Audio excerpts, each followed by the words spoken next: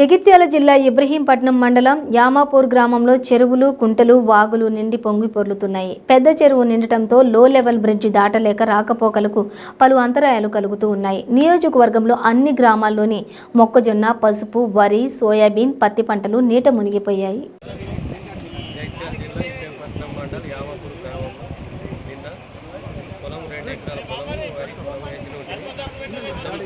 వర్షం వల్ల వాటర్ బాగా వచ్చి పొలం అంతా నష్టపోతుంది. మీరు ఏమన్నా ఆదుకోగలరు రైతులను, ప్రభుత్వము ఆదుకోవాలి రైతులను.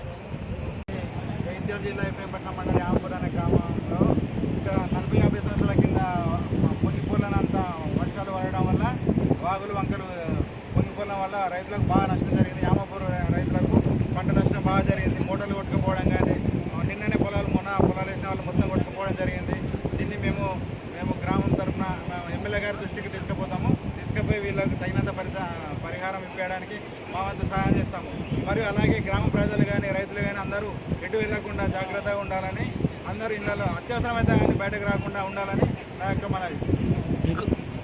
ఎవరైనా అత్యవసర పరిస్థితులు ఉంటే కానీ ఏ గ్రామంలో అయినా అత్యవసర పరిస్థితులు ఉంటే కానీ ఎమ్మెల్యే గారి దృష్టికి కానీ